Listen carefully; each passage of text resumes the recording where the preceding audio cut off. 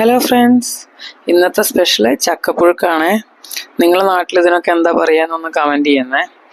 അപ്പോൾ നാട്ടിൽ നിന്ന് വന്നപ്പോൾ കൊണ്ടു തന്നതാണ്. ഇൻലോസ് വന്നപ്പോൾ അവർ ചക്ക കൊണ്ടു തന്നു. അപ്പം അത് നമുക്കൊന്ന് ചക്കപ്പുഴുക്കാക്കാം. അപ്പോൾ ഇതാണ് ഞങ്ങളുടെ സുധാമ കേട്ടോ. സുധാമയാണ് ഞങ്ങളെ ഹെൽപ്പ് ചെയ്യുന്നത്. എല്ലാം നന്നാക്കി തന്ന് ക്ലീൻ ചെയ്ത് അരിഞ്ഞു തന്ന് എനിക്കെല്ലാം പറഞ്ഞു തന്നതൊക്കെ സുധാമയാണ്. അപ്പോൾ ചക്ക നമുക്കിങ്ങനെ നന്നായിട്ട് കനം കുറഞ്ഞ് അരിഞ്ഞെടുക്കാം. അതിലേക്ക് ഒരു 1/2 ഗ്ലാസ് വെള്ളം, ആവശ്യത്തിന് ഉപ്പ് ഇട്ടിട്ട് നമുക്കതൊന്ന് അടച്ചു വെച്ച് വേവിക്കാം. അപ്പോൾ അത് പെട്ടെന്നാവും. അപ്പോൾ ആ നേരം കൊണ്ട് നമുക്ക് നാളികേരം വേഗം ചതച്ചെടുക്കണം. അപ്പോൾ അതിലേക്ക് കാന്താരി മുളകാണ് ഇട്ടത്. അത് നാട്ടിൽ നിന്ന് കൊണ്ടുവന്നതാണ്. പിന്നെ ഇട്ടത് വെളുത്തുള്ളിയാണ്. ഒരു 15 പോള വെളുത്തുള്ളി ഇട്ടിട്ടുണ്ട്. പിന്നെ അതിലേക്കൊരു 1/2 ടീസ്പൂൺ ജീരകം, നല്ല ജീരകം, പിന്നെ ആവശ്യത്തിന് ടർമറിക് പൗഡർ, മഞ്ഞൾപ്പൊടി.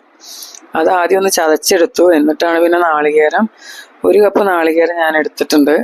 അപ്പോൾ ഇതൊന്ന് നമുക്ക് ചതച്ചെടുക്കാം. ഒരുപാട് അരയരുത്, ജസ്റ്റ് പൾസ് ചെയ്താൽ മതി. ഒരു 2 തവണ ഞാനത് പൾസ് ചെയ്തു. അപ്പോൾ തന്നെ നമുക്ക് നന്നായിട്ടത് ചതച്ച് കിട്ടി. അതിലേക്ക് 2 അല്ലി കറിവേപ്പിലയും കൂടെ ഞാൻ ആഡ് ചെയ്തിട്ടുണ്ട് കേട്ടോ. അപ്പോൾ അങ്ങനെയാണ് ചതച്ചെടുത്ത ഫോം. പിന്നെ ഇത് വെന്തോന്ന് അറിയാൻ വേണ്ടി ഇടയ്ക്ക് തുറന്നു നോക്കിയിട്ടുണ്ടായിരുന്നു. അപ്പോൾ വെള്ളം കുറവാണ്, അടി പിടിക്കാൻ സാധ്യതയുണ്ട്. അപ്പോൾ വേവ് നോക്കി, വേവ് ഓക്കെയാണ്. അപ്പോൾ സിമ്മാക്കി വെച്ചിട്ട് നമുക്കതൊന്ന് നന്നായിട്ട് ഇളക്കിയെടുക്കാം. എന്നിട്ട് അതിലേക്ക് നമുക്ക് ഈ ചതച്ച് വെച്ച നാളികേരം ആഡ് ചെയ്തിട്ട് മിക്സ് ചെയ്യാം. എല്ലാ ഭാഗത്തും എത്തുന്ന രീതിക്ക് മിക്സ് ചെയ്യണം. അപ്പം ഇങ്ങനെ നന്നായിട്ട് മിക്സ് ചെയ്തെടുത്തതിന് ശേഷം ഇതൊന്ന് അടച്ച് വെച്ച് നമുക്ക് ഒന്നും കൂടെ ആവി കയറ്റാം. ഒരുപാട് നേരം ആവരുത്, കുറച്ച് നേരം വെച്ചാൽ മതി. ഇത് പെട്ടെന്ന് വേവും, പെട്ടെന്ന് അടി പിടിക്കും. അധികം വെള്ളമൊന്നുമില്ല. ഞാൻ ജാറ് കഴുകിയ വെള്ളമാണ് രണ്ടാമത് ഒഴിച്ചത്. അത് കുറച്ചേ ഒഴിച്ചിട്ടുള്ളൂ. അപ്പോൾ അത് കാരണം ചക്ക അടി പിടിക്കാൻ ചാൻസ് കൂടുതലാണ്. അത് കാരണം ഒന്ന് ശ്രദ്ധിക്കണം. അടച്ചു വെച്ചിട്ട് വിട്ടിട്ട് പോകരുത്.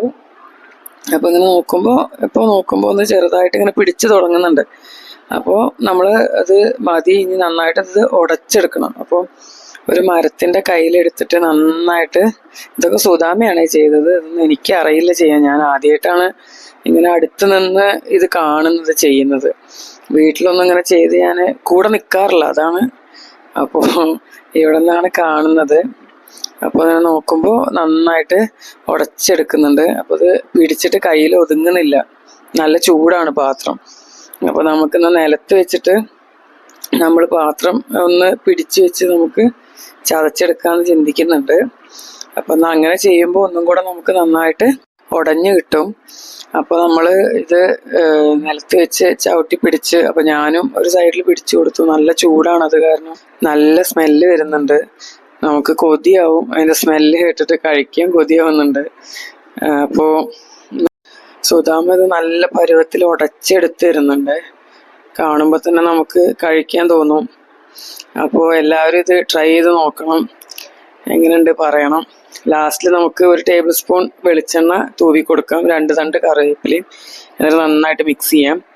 ഞങ്ങളിത് ഫിഷ് ഫ്രൈൻ്റെ കൂടെയാണ് കഴിക്കുന്നത്. ഫിഷ് കറി ആയിട്ട് കഴിക്കാൻ നല്ല കോമ്പിനേഷനാണ്.